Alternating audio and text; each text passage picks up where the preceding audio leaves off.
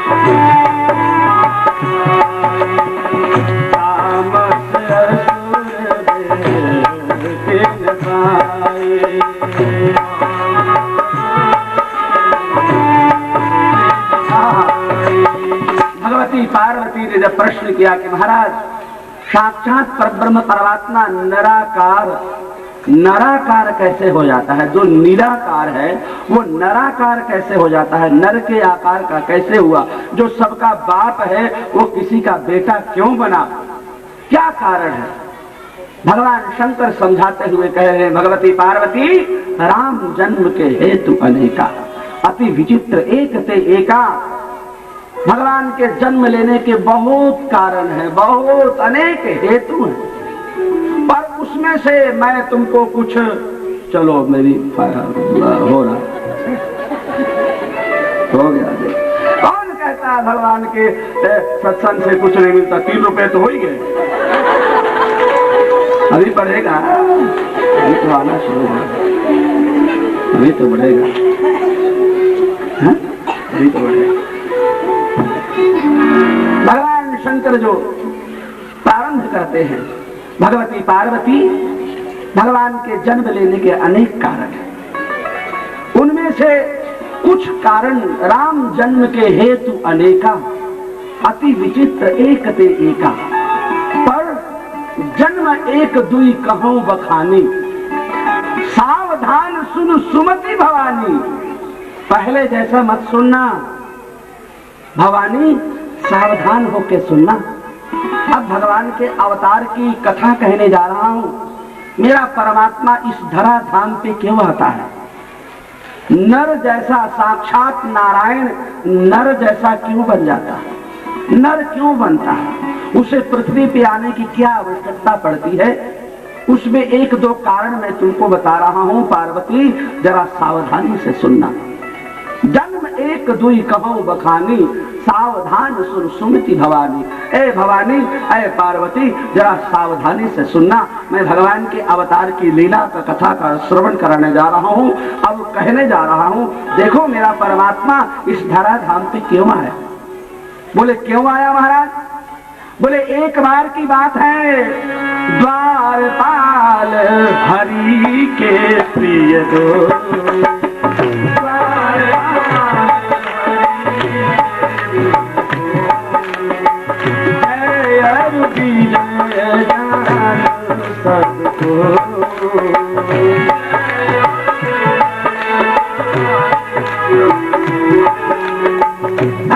श्री हरि वैकुंठ में विराजते हैं। उनके 2 द्वारपाल हैं जिनका नाम है जय और विजय। देखने में भगवान जैसे हैं, शंख चक्र गदा पद्म ये भी धारण करते हैं।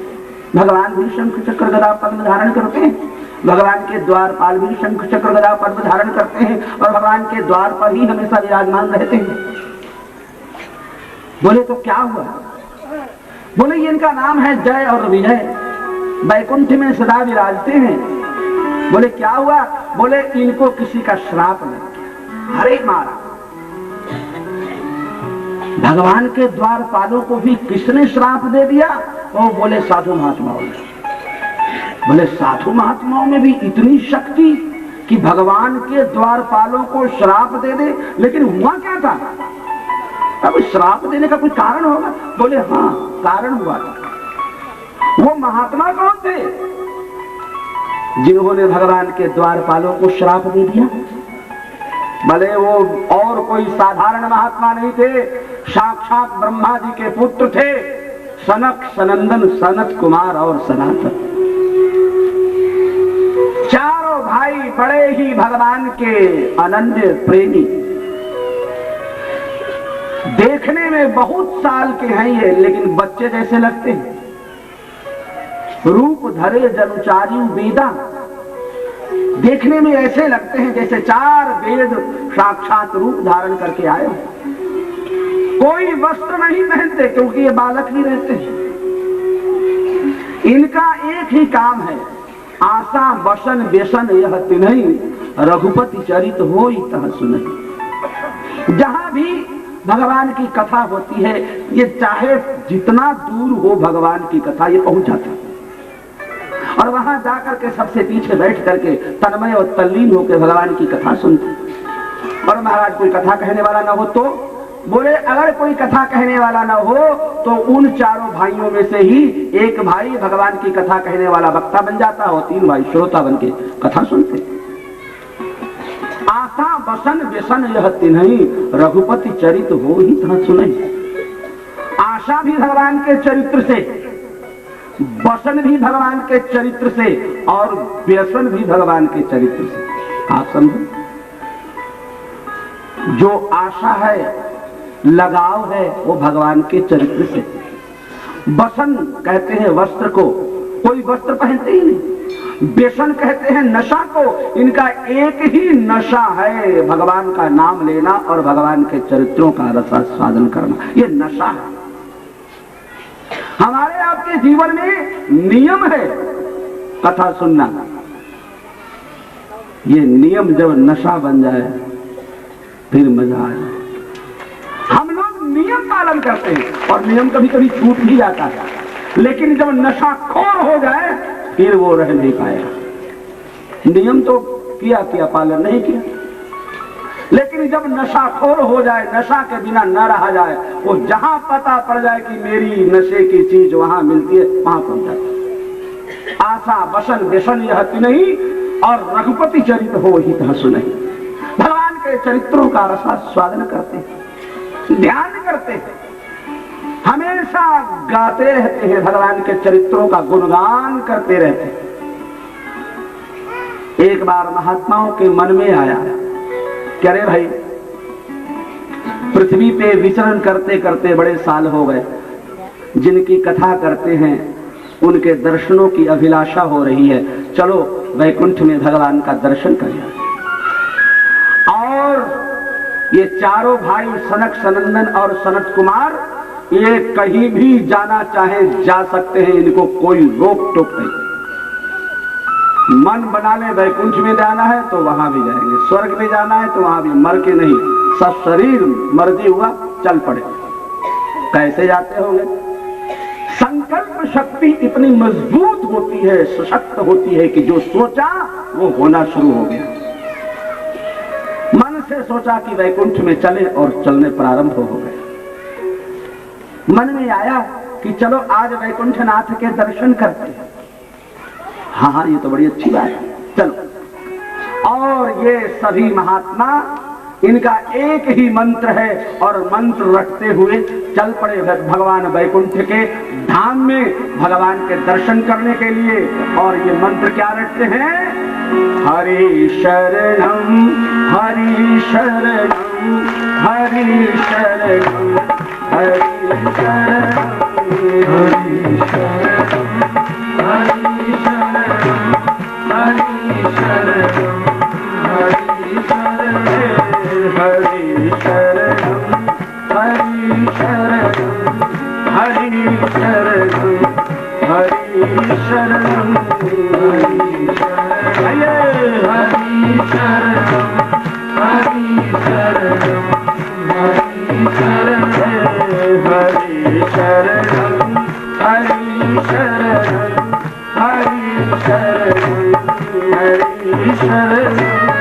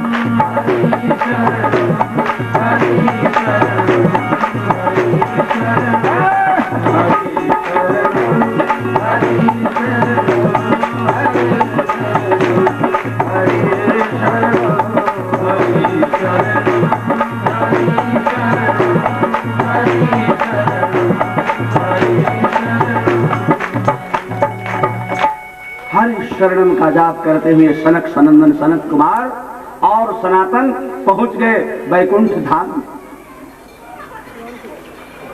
सामने खड़े हैं द्वारपाल। अरे महात्माओं, कहां जा रहे हो? दिखता नहीं, हम यहाँ बेकार खड़े हैं, हमें यहाँ क्यों रखा गया? तो मुझे बता दें तुम्हें क्यों रखा गया? हम तो भगवान के दर्शन करने आए हैं। अरे हम खड़े हैं, मेरे इजाजत के बिना कोई नहीं जा सकता। अच्छा, तुमसे इजाजत करनी पड़े तो दे दो इजाजत। भाई तुमसे इजाजत लेके ही भगवान का दर्शन करना है, होता है, तो फिर इजाजत दे दो, हम जाए। बोले नहीं, अभी नहीं जा सकते। तो फिर इजाजत देने के लिए क्यों खड़े हो? तुम तो कहते हो इजाजत देने के लिए खड़े हो, और जब हम इजाजत मांग रहे तो तुम मना कर रहे हो। बोले नहीं नहीं नहीं, अभी आप भगवान के दर्शन नहीं कर सकते, अभी भगवान विश्राम कर रहे हैं। ओहो, विश्राम कर रहे हैं भगवान, तब तो फिर तो ठीक है, रह जाते, थोड़ा ठहर जाते। चलो थोड़ी देर विश्राम कर लिया होगा, अब कितना विश्राम कर रहे हैं? अब तो भगवान उठ गए होंगे, चलने लगे। फिर रोक दिया। अरे महात्माओं, कहां जा रहे हो? अरे भगवान के दर्शन करने जा रहे हो, और कहां जा रहे हो? हम क्यों खड़े? बोले यार मुझे क्या पता तुम क्यों खड़े हो? हम इजाजत देने के लिए खड़े हैं, तो दो ना। बोले नहीं, अभी नहीं देंगे। तो फिर क्यों खड़े हो? अभी नहीं इजाजत दे सकते क्योंकि भगवान विश्राम कर रहे हैं।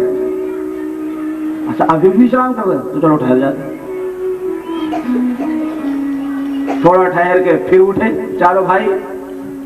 अब तो भगवान उठ गए होंगे, वैकुंठ में इतना जल्दी सोए, इतना देर से सोने की क्या मतलब? फिर वो उठ करके भगवान के दर्शन करने के लिए जैसे ही चले, और द्वारपालों ने अपने लाठी से महात्माओं को ढकेल दिया, रोक दिया। बोया मूर्खों, ऊंच निवास नीच कर तूती, देखी न सकहीं पिराई विभूति। रहने के लिए तो इतनी बड़ी जगह मिली है, लेकिन दिमाग तुम्हारा वैसे ही नीचा का नीचा, विचार इतना गिरा हुआ। मालिक तो है वैकुंठनाथ, लेकिन ऐसे तो व्यवहार कर रहे हो तो मालिक तुम ही हो। अति संघर्षण जो कर कोई अनल प्रगट चंदन पे होई। ठीक है कि चंदन शीतल होता है, लेकिन चंदन पर भी बार बार घर्षण मारो तो उसमें भी अग्नि प्रकट हो जाती है। बोले 3 बार तुम लोगों ने डंडे से रोका, 2 बार तो हम लोग सह लिए, लेकिन तीसरी बार भी तुमने रोक दिया, और वो भी भगवान के दर्शन करने से। तो जाओ, अब हम तुम्हें 3 जन्म तक राक्षस होने का श्राप देते हैं। तुम 3 जन्म तक राक्षस बनोगे। अब तो चेहरा उतर गया, अब पता पड़ गया कि ये कैसे महात्मा थे। भाई देखने में तो लग रहे थे कि ये हमारे जैसे हैं, ये खाते पीते होंगे, लेकिन ये तो बड़े भयंकर महात्मा निकले। उन्होंने मुझे श्राप दे दी। उनको पता नहीं था कि हम कौन सी जगह पे रहे, कौन से भी किसी भी जगह पे रहो, हमें कोई फर्क नहीं पड़ता, अनीति बर्दाश्त नहीं करता। भगवान के वैकुंठ धाम में रहने को तुम्हें मिला है, और इतनी अनीति की बातें तुम्हारे दिमाग में भरी हैं, तुम यहाँ रहने के लायक नहीं हो। चलो अब हम लोग तुम्हें यहाँ से हटाते हैं, और हटाने के लिए 3 बार तुमने भगवान के दर्शनों से वंचित किया, इसके फल में तुमको 3 जन्म तक राक्षस होने का श्राप देते। यही जय और विजय। पहले जन्म में बने हिरण्याक्ष और हिरण्यकश्यप, दूसरे जन्म में बने रावण और कुंभकर्ण, तीसरे जन्म में बने शिशुपाल और दंतवक्र। अब तो हवा गुम हो गई। अरे महाराज श्राप दे दिए, तो श्राप से उद्धार का उपाय तो बताओ। पहले भगवान का दर्शन करने दो, हटो, नहीं तो कुछ और मुंह से निकल जाएगा। और जल्दी रास्ता दे दी, जाओ, नहीं तो कुछ और न बोल देंगे।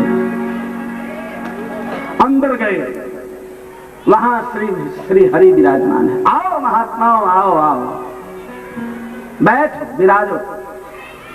महात्माओं का बहुत आदर करते हैं।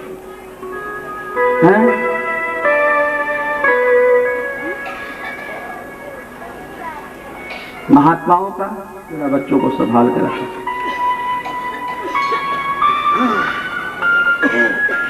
महात्माओं का भगवान बड़ा आदर करते हैं। क्यों? राम संत के बाप हैं। क्या जी? क्या जी? राम संत के बाप हैं, संत राम के पूत। क्या जी? राम संत के बाप हैं, संत राम के पूत। संत न होते धरनी पे तो राम जी होते निपूत। राम संत के बाप हैं, संत राम के पूत। संत न होते धरनी पे तो राम जी होते निपूत। संत न होते धरनी पे तो राम जी होते निपूत। बड़े दिनों बाद जब बाप देखता है कि मेरा बेटा आया है, बाप कैसे मिलता है? अरे मेरा बेटा बड़े दिनों बाद मेरे पास आया है, जाने कहाँ जाके क्या बन गया था, अब मेरे सामने आया है, बड़ा ऊंच करके गले मिलता है, रोता है, भरता है, बौआ है, भरता है। अरे मेरा बेटा आया।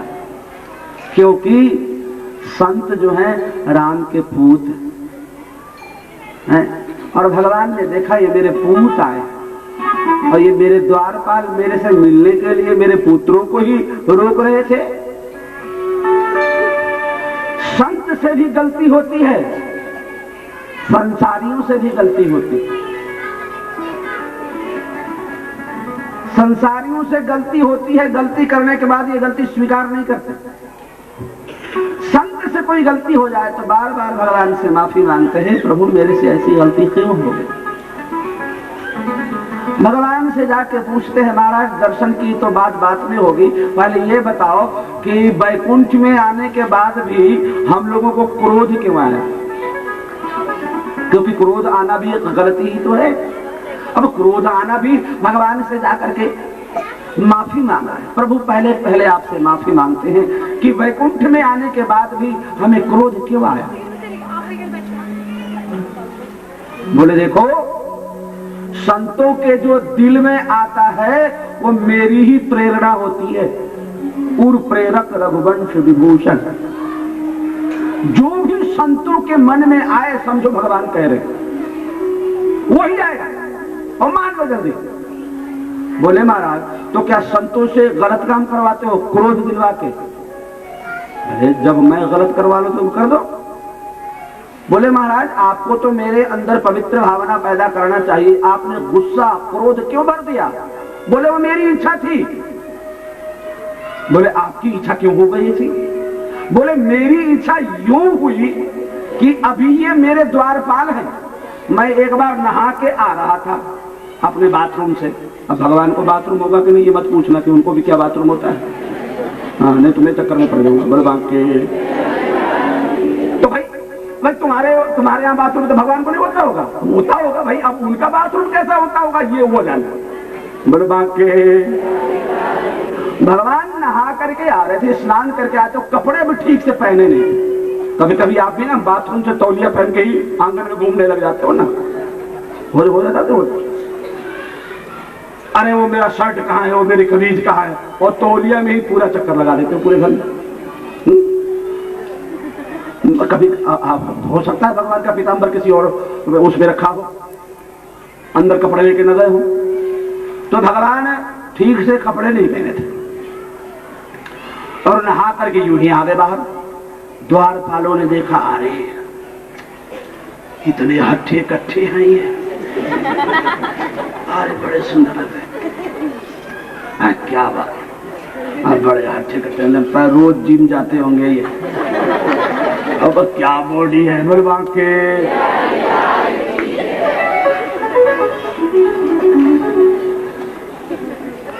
मेरे को भी कभी ये देवियां देखती है ना, ये देवियां तो बड़े देवियां है, मेरे को देवियां देखती है ना, तो अगर सामने तो चुप रहेंगी, जब रास्ते में जाएंगी काना फूसी करते जाते हैं, दिखते हैं क्या है बड़ा। तो दूसरी बोलती है अरे रोज किलो दूध पीता होगा। दूसरी बोलती है अरे रोज मलाई खाता होगा। क्या है? और ये देवियां चर्चा करने से मन तो है नहीं है? बड़ी भयंकर देवियां हैं। मैं देवियों की थोड़ी कथा सुना दूं?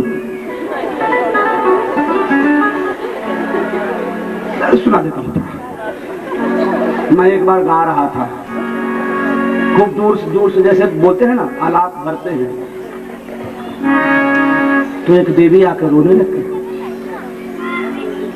ढ ये आ गए, स्टेज पे आकर रोने लग गई। महात्मा ने देखा लगता है इस देवी को कोई कष्ट होगा, कोई परेशानी होगी। बोलो देवी बोलो, क्यों रो रही हो? और रोने लगी, चीख पुकार मार के बोला अरे क्यों रो रही हो? और रोने लगी।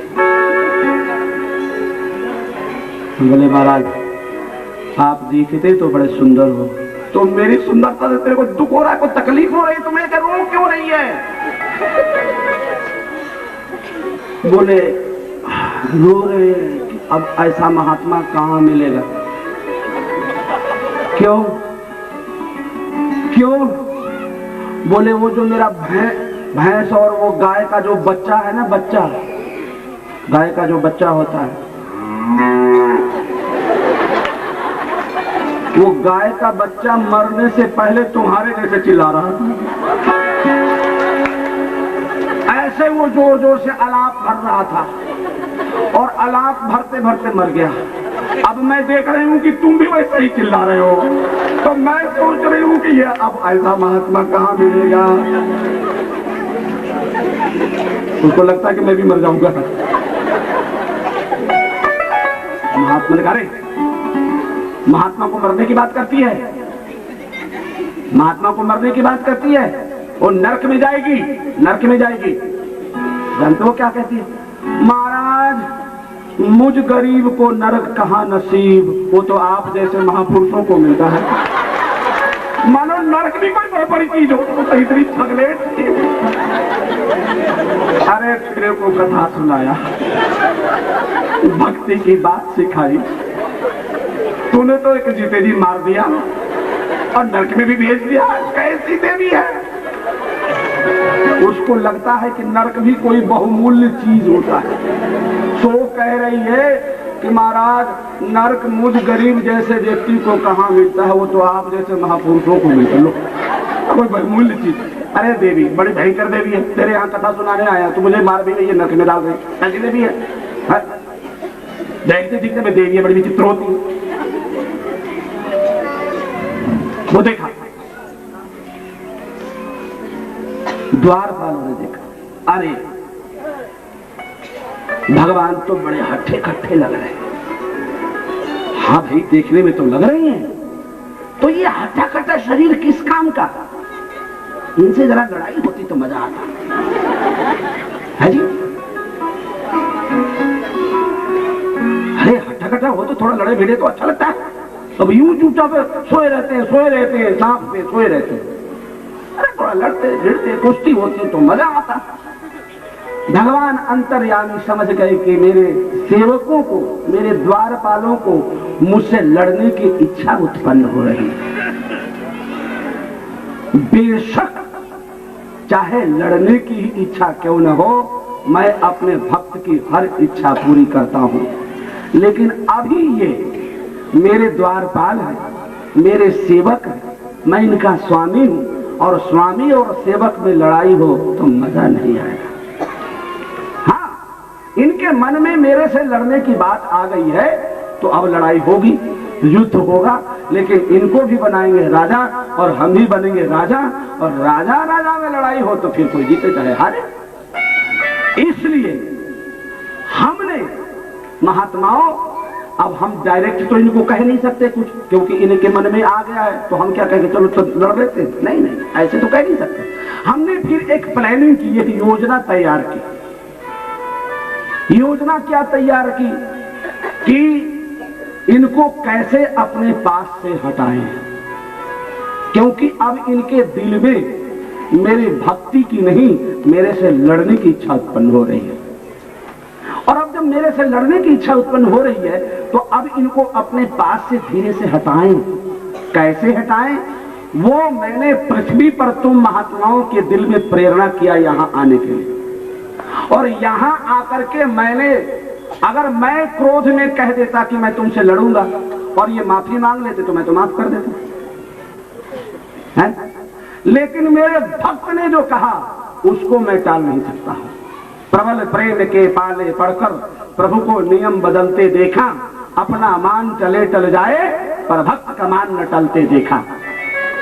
अब मेरे भक्त ने श्राप दिया है तो उस श्राप को सच करेंगे, और अब इनको यहां से हटाते हैं। बोले महाराज 3 बार ही इन्होंने क्यों रोका, और हम लोगों ने इनको 3 बार ही राक्षस होने का श्राप क्यों दिया? बोले देखो, एक बार इन्होंने मेरे से मिलने के लिए लक्ष्मी जी को भी रोक दिया था। कहाँ जा रही हो? बोले यार मेरे पति देव है तो हम नहीं जाएंगे। तुम कहाँ जा, तुम जाओगे? कोई गुप्त बात है, लक्ष्मी है, मैं धन की मालकिन हूँ, किसको कितना धन देना है मैं पूछने जा रही हूँ नारायण से, महाराज किसको कितना धन बांटना है मैं दूं, मालकिन हूँ, मेरे को जिम्मा सौंप रखा है। इन्होंने एक बार लक्ष्मी जी को भी रोक दिया, एक अपराध। दूसरा अपराध, मेरे से लड़ने की इच्छा उत्पन्न की थी। दूसरा अपराध, और तीसरा मेरे महात्माओं का अपमान किया। 3 बार हो गया, इसलिए इन्होंने भी 3 बार रोका, और आप लोगों के मुंह से भी मैं क्रोध दिलवा करके 3 जन्म तक राक्षस होने का श्राप दिलवा दिया। अब मैं 3 जन्म तक राक्षस ही बनेंगे और हम इन तीनों का बहाना बना के उद्धार करें। पहले जन्म में ये बनेंगे हिरण्याक्ष और हिरण्यकशिपु, संतों का अपमान किया है, संतों को दुख दिया है, और ये चारों भाई तुम प्रहलाद के रूप में रहोगे। संत का बहाना बना के, भक्त बना के इनका उद्धार करेंगे। दूसरी बार रावण और कुंभकर्ण लक्ष्मी होंगी सीता के रूप में, सीता का बहाना बना के इनका उद्धार करेंगे। तीसरी बार शिशुपाल और दंतवक्र होंगे, खुद मैं इनका उद्धार करूंगा। 3 जन्म द्विजवचन प्रवाणा, भगवान 3 जन्म तक अपने भक्तों को राक्षस बनने का श्राप दिलवाते हैं संतों के मुंह से। अच्छा महाराज, आपकी प्रेरणा थी हमारे दिल में क्रोध उत्पन्न करने की। बोले महाराज अब तो नहीं दिलवाओगे मेरे मुंह से क्रोध? बोले नहीं नहीं, संतों के मुंह से जब भी कुछ निकले समझो भगवान की वाणी है। संतों के दिल में होता वही है जो भगवान करते हैं, और निकलता वही है जो भगवान चाहते हैं। भगवान न चाहे तो संत तो चुपचाप रहेंगे। मेरे से लोग पूछते हैं जब मैं स्टेज से उतर जाता हूँ, महाराज आपने क्या क्या सुनाया? बोले मेरे को पता नहीं कुछ क्या क्या सुना। बोले तब बैठे थे तो मैंने कहा पता नहीं मुझे। जब स्टेज पे बैठता हूँ ना, वो पता नहीं परमात्मा कहीं से चाबी घुमाता रहता है तो मैं कहता रहता हूँ। अब उतर जाने के बाद सब सुहा हो जाएगा। बोले बाके श्रीमन नारायण नारायण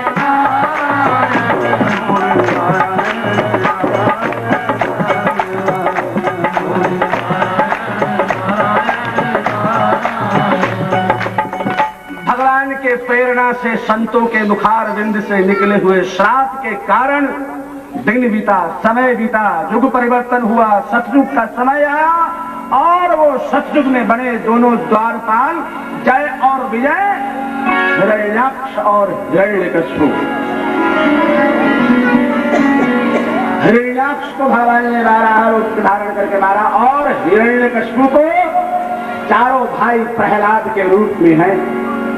हिरण्यकश्यप ने ये घोषणा कर दी कि मैं ही भगवान हूँ, मुझे ही भगवान माना जाए, क्योंकि मैं अजर अमर हूँ, क्योंकि मैंने तपस्या करके ब्रह्मा जी से वरदान मांग लिया है, मुझे कोई न मार सके, मुझे ब्रह्मा की बनाई हुई सृष्टि में कोई मार ही न सके, न मैं दिन में मरूं न रात में मरूं।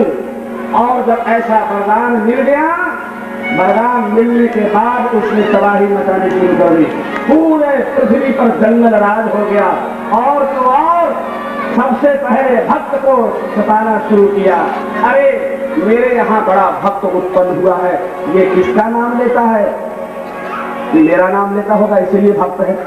बोले नहीं नहीं, ये तो कोई और ही नाम लेता है। बोले नहीं, अभी बालक है, इसको समझ में नहीं आता, ये मेरे भाई के दुश्मन का नाम लेता है। हिरण्याक्ष मेरा भाई था, मेरे भाई को जिसने मारा उस दुश्मन का नाम लेता है, अब इसको पढ़ने के लिए भेजो। प्रहलाद को पढ़ने के लिए भेजा जाता है। पढ़ लिख लेने के बाद में एक दिन इंस्पेक्शन पे आता है, निरीक्षण करने। देखिए मेरे बेटे ने कितनी पढ़ाई करी है और इन गुरुओं ने कितना पढ़ाया है। बोलो बेटा आज तक तुमने क्या क्या पढ़ा और इन गुरुओं ने तुम्हें क्या पढ़ाया? बोले पिताजी हमने जो पढ़ा है इन गुरुओं को भी बता दी। ये आपके गुरु अंधे और बहरे। अरे मेरे गुरु को ऐसे बोल रहा, हमने जो पढ़ा है गुरुओं को बता रहे तो तोता रखंत हैं, हमने पढ़ा है रामचरितमानस के अनुसार नवधा भक्ति का वर्णन कर देते हैं श्री प्रहलाद जी। 9 प्रकार की भक्ति का वर्णन करते हैं। विष्णु स्मरणम पाद सेवनम अर्चनम बंदनम दास्यम सत्यम आत्मनिवेदनम इति पुंसार पिता विष्णु भक्ति लक्षण।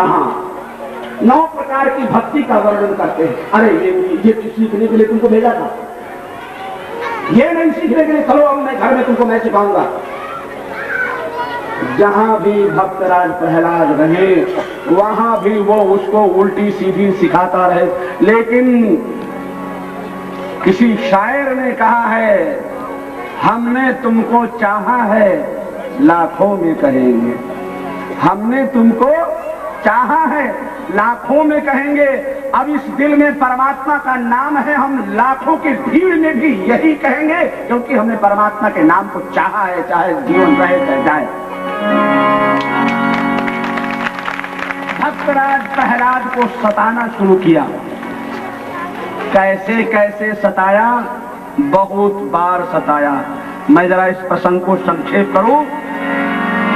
राम कहने पर छुरी नंगी जिगर के पार थी, हाथ में माला फिरे तो हथकड़ी तैयार थी। राम कहने पर छुरी नंगी जिगर के पार थी, हाथ में माला फिरे तो हथकड़ी तैयार थी। हरि भजन गाने के बदले जेल की दीवार थी, कीर्तन करने के बदले कंठ पे तलवार थी। पर्वतों की चोटियों पर से गिराया भी गया और सुलाया कंटकों पर जिस्म सारा सी गया। विष का प्याला भी हलाहल का पिलाया पी गया, मौत से हर तौर लड़कर भक्त बालक जी गया। आग की शोला जनी प्रहलाद पे निष्फल गई, दुर्जनों की हुई तरकीब उल्टी चल गई। जो जलाते थे तो उसके सर से आफत टल गई, ये जो जलाने वाली थी अफसोस खुद वह जल गई। राम कहने पर छुरी नंगी जिगर के पार थी, हाथ में माला थी तो हथकड़ी तैयार थी। हरि भजन गाने के बदले जेल की दीवार थी, कीर्तन करने के बदले कंठ पे तलवार थी। पर्वतों की चोटियों पर से गिराया भी गया और सुलाया कंटकों पर जिस्म सारा सी गया। लोग कहते हैं हम भगवान का भजन करते हैं तो इतना कष्ट क्यों आता है। अरे इस भजन करने वाले को देखो, जिस्म जिसमें कांटे छिल गए, तब भी परमात्मा का नाम लेना नहीं छोड़ा। प्राण छोड़ देने के लिए तैयार है, नाम नहीं छोड़ेंगे। प्राण तो नहीं छोड़ी जाए। थोड़ी सी परेशानी, थोड़ा सा संकट, वो भी धन दौलत के लिए। जब धन दौलत व्यापार नहीं चलता तो लोग भक्ति छोड़ देते हैं। परमात्मा ने तुम्हारा व्यापार चौपट कर दिया। अरे क्यों, अगर हम भक्त हैं तो हमारा तो प्राण भी ले ले परमात्मा, तब भी हम परमात्मा के नाम को लेना नहीं छोड़ सकते। हरि भजन गाने के बदले जेल की दीवार थी, कीर्तन करने के बदले कंठ पे तलवार थी। पर्वतों की चोटियों पर से गिराया भी गया और सुलाया कंटकों पर जिस्म सारा सी गया। विष का प्याला भी हलाहल का पिलाया पी गया, पर मौत से हर तौर लड़कर भक्त बालक जी गया। आग की शोला जनी प्रहलाद पे निष्फल गई, दुर्जनों की हुई तरकीब उल्टी चल गई। जो जलाते थे तो उसके सर से आफत टल गई, और जो जलाने वाली थी अफसोस खुद वह जल गई।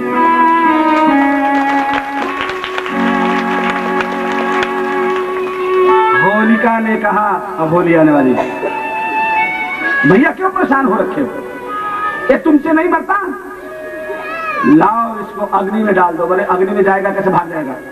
बोले भाग कैसे जाएगा, हम इसको गोदी में लेके बैठते हैं, बाहर से अग्नि से जा दो, हम इसको पकड़े रहेंगे, तो ये जल जाएगा हम मर जाएगा, ये मर जाएगा हम बच जाएंगे। बोले ये कैसे बच जाएगी।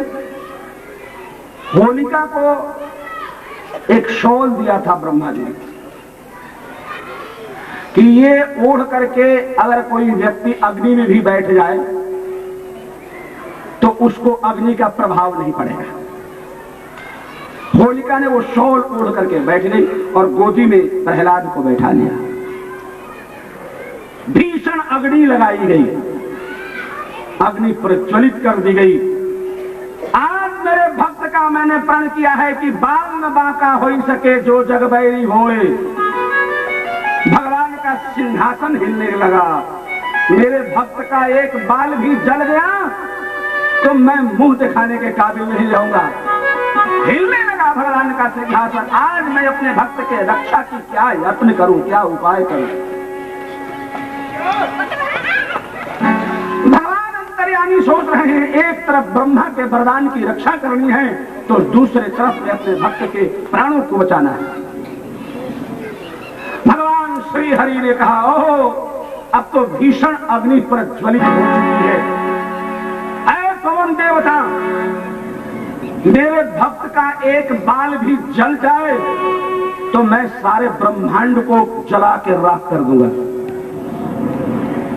एक बाल भी जल गया था और आज वो राक्षसी मेरे भक्त को भीषण अग्नि में लेके बैठी हुई है जलाने के लिए। जाओ इस कदर बहो कि होलिका के देह में जो शॉल है वो उड़ करके मेरे प्रहलाद के देह में लिपट जाए। और उस समय इतनी भीषण तूफान चला कि होलिका जो शॉल ओढ़ी हुई थी वो उड़ा और उड़ करके प्रहलाद के देह में लिपट गया। प्रहलाद तो गया बच, होलिका जल के भस्म हो गई।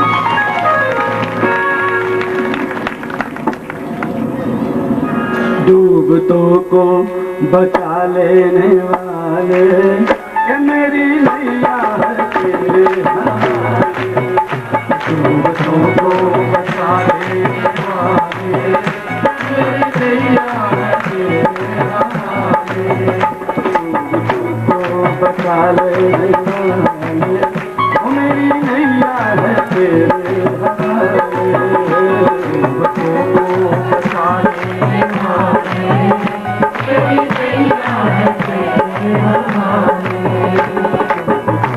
हवाले।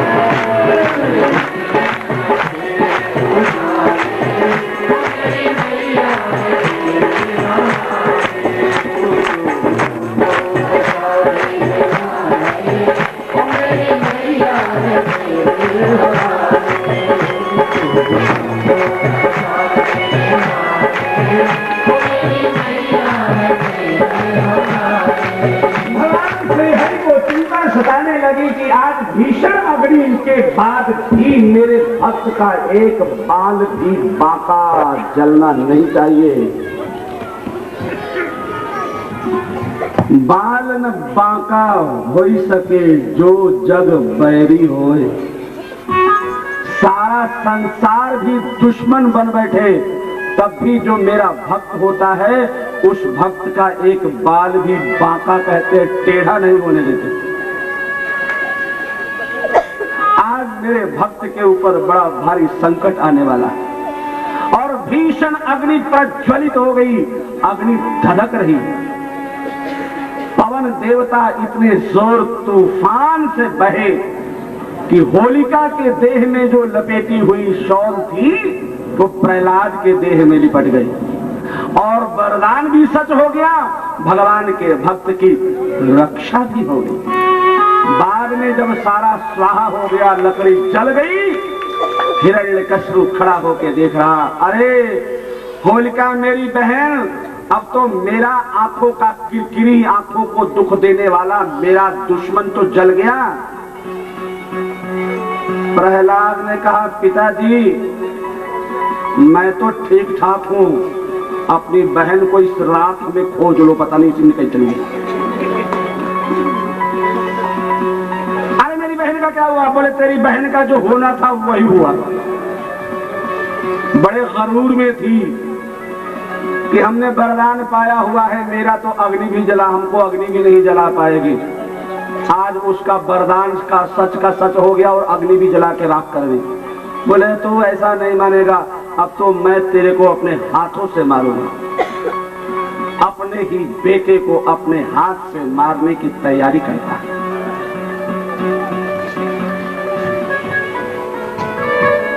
खंभे में, लोहे के खंभे में, धधकते हुए खंभे में लोहे के सांकड़ों व्यापेरा, मेरा परमात्मा तो वो तुम्हारे में भी है। जिस तलवार से मुझे मारने की योजना बना रहे हो वो उसमें भी है, मेरे में भी है, और जिस खंभे में बांधे हो ना वो खंभे में भी है। खंभे में है, इसमें तेरा परमात्मा है। बड़ा गुस्सा आया, अरे तो मेरे घर का खंभा है, मेरे घर के खंभे में मेरा दुश्मन रहता है तो मैं खंभा ही गिरा देता हूं। मुझे क्या पता था कि मेरे घर के खंभे में मेरा दुश्मन, जो मेरे भाई को मारने वाला मेरा दुश्मन है, वो मेरे घर के खंभे में ही ले रहा। इतना जबरदस्त गुस्सा मुक्का मारा कि उस दैत्य ने इतने मजबूत खंभे को भी तोड़ दिया। और जब वो खंभा टूटा, न भूतो न भविष्यति, जो नहीं देखा नहीं सुना, जो मनहु न समाये, सो सब अद्भुत देखऊं वरणी कवन विधि जाए। कभी देखा नहीं था, ऐसा भी परमात्मा का स्वरूप होता है क्या? जैसे हुई वो खंभा टूटा, तड़ तड़ तड़ तड़ करके मानो जैसे कि पृथ्वी फट रही, वो विकराल रूप धारण किए हुए, आंखों से मानो अग्नि के अंगारे निकल रहे हो, जीभ से मानो आग की लपटें निकल रही हो, भयंकर भयंकर बाल, भयंकर भयंकर नाखून और विचित्र विकराल शरीर देख करके तो कांप गया। अरे इतना विकराल ये कौन हो सकता है? डर के मारे भागने लगे। अरे मूर्ख, अब भाग के कहां जा सकता है तू? अब नहीं भाग सकता, तेरा अंत आ गया। जैसे ही भागा, भगवान ने अपने अजानु बाहु का परिचय देते हुए अपने बाजुओं को फैला के उस मूर्ख को गर्दन से पकड़ के घसीट करके अपने जांघे पे बिठा लिया, गोदी में बिठा लिया। बोले मूर्ख, पहले ये बता तेरे वरदान कितने मांगे हैं तुमने? गिना तेरे वरदान। मुझे पहचानता है मैं कौन हूं? तुमने कहा था ना कि ना ब्रह्मा के किसी सृष्टि में से न मरूं, जितनी ब्रह्मा की सृष्टि है उसमें से मैं किसी से न मरूं। मेरे को देखा है, मैं ब्रह्मा की सृष्टि में आता हूं। अरे बोले ऐसा तो मैंने देखा ही नहीं कि ब्रह्मा की सृष्टि भी ऐसी होती है, मैं मनुष्य हूं। बोले महाराज नीचे से तो मनुष्य लग रहे हो, ऊपर से कुछ और लग रहे हो। मैं थोड़ा नीचे जाता हूं तो नर भी लग रहे हो, ऊपर आता हूं तो सिंह भी लग रहे हो। अब नर हो कि सिंह हो मैं निर्णय नहीं कर पाता। आखिर नर सिंह मैं ब्रह्मा की सृष्टि में आता हूं, ऐसा तो कभी मैं शास्त्र में भी नहीं सुना कि ऐसी सृष्टि ब्रह्मा की भी कहीं होती होगी, वरना तो इससे भी वरदान मांग लिए होते। ऐसा तो कभी सुना ही नहीं। मैं ब्रह्मा की सृष्टि में तो नहीं आता। बोले नहीं आता। बोले तो आजा मेरे गोदी में बैठ जा। मानो भगवान याद दिला रहे हैं कि तूने लड़ने का वरदान मांगा था, पहली लड़ाई शुरू हो गई और भक्त के कारण ही बोल तूने वरदान मांगा था न धरती पे मरू न आकाश पे मरू। धरती पे है? बोले नहीं महाराज, आकाश में है क्योंकि भगवान ने अपने गोदी में बैठा लिया था। तो धरती भी नहीं आकाश भी नहीं। तूने कहा था कि ना घर के अंदर मरू ना घर के बाहर। चौखट तो नहीं कहा था, भगवान चौखट में बैठे हुए थे। ये कहो चौखट भूल गया। चौखट पे बोल घर के अंदर है कि घर के बाहर। बोले महाराज बाहर तो हूं नहीं और अंदर हूं नहीं। ये वरदान तेरा फेल हो गया। मैं सिंह हूं कि नर हूं ये भी वरदान फेल हो गया तेरा। अब ये बताओ, तूने कहा था कि ना मैं अस्त्र से मरूं ना शस्त्र से, किसी हथियार से न मरूं। मेरे हाथ में कोई तलवार भाला दिख रहा है? बोले महाराज कोई तलवार तो नहीं दिख रहा, ये जो नाखून है आप इसी से मुझे डर लग रहा है। बड़े बड़े नाखून। तूने कहा था, बड़ा डरपोक था, ब्रह्मा जी से ये भी वरदान मांगा था कि ना मैं जीते से मरूं ना मुर्दे से मरूं। मुर्दे से भी उसको डर लगता है, मुर्दा भी न मारता। अब भगवान ने सारे उसके तर्क फेल कर दिए। बोल हमारे हाथ में कोई शस्त्र वस्त्र है? बोले नहीं महाराज। नाखून को क्या कहोगे तुम? दो चीज हमारे देह में ऐसा है कि वो जीती भी है और मरी भी है, बाल और नाखून। नाखून बढ़ता है इसलिए ये जीता भी है। भाई जो जीता नहीं वो बढ़ता गया। मरा हुआ इसलिए है कि काटने पे दर्द नहीं होती। बुलभाग के है कुछ समझ में आ रहा? नहीं समझ में आया तो जरा नाम रख लो। श्रीमन नारायण नारायण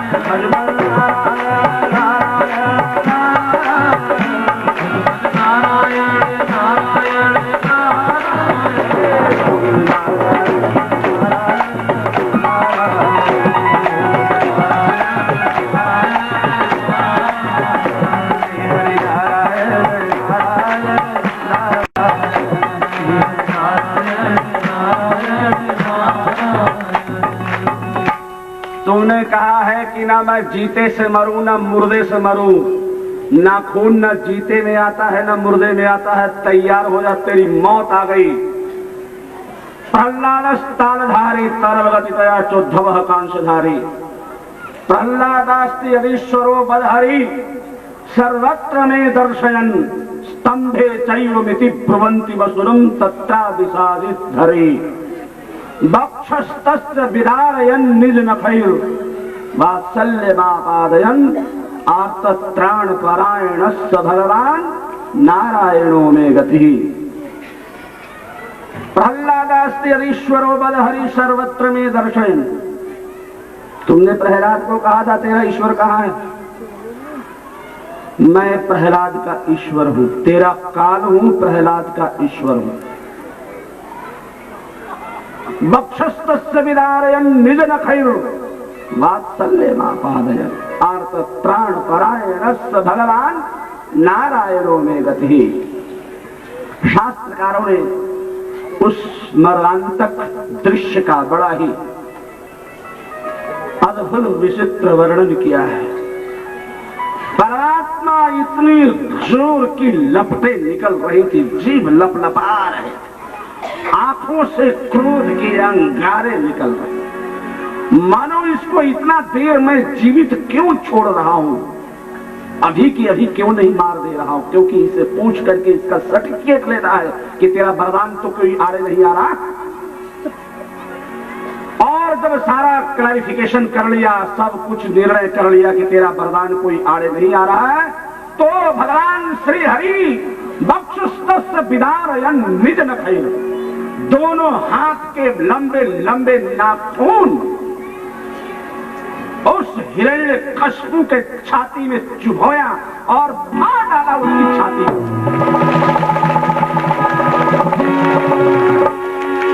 छाती के अंदर हाथ घुसाया, उसके आंतों को निकाल दिया। इतना क्रोध, और उन आंतों को निकाल के भगवान गर्दन में पहन लेते हैं और उस मूर्ख के मरे हुए लाश को नचा के फेंक देते हैं। मेरे भक्त को इतना कष्ट पहुंचाने वाले मूर्ख दैत्य, मुझे आने में देर हो गई, वरना तो तू जब से मेरे भक्त को सताना प्रारंभ किया था, मुझे तो तभी की तभी तेरे गर्दन तोड़ देने चाहिए थे, तू इतना बच कैसे गया।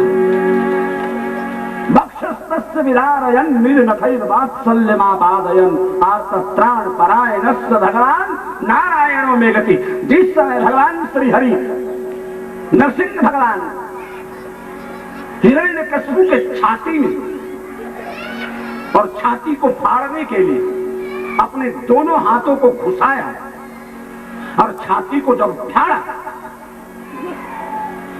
उसी एक क्षण में लगता है हिरण्यकश्यप भगवान नरसिंह को पहचान गया, करे तो साक्षात श्री हरि है। और इतने देर में अब श्री हरि मेरे पास आए हैं, तो इनको पूजन की सामग्री इतनी जल्दी कहां से लाऊं। देखो जरा शास्त्रकार क्या वर्णन कर, ये तो साक्षात हरि एक क्षण के लिए आया। अब इनकी पूजन कैसे करूं, इनको फूल चढ़ाना चाह रहा।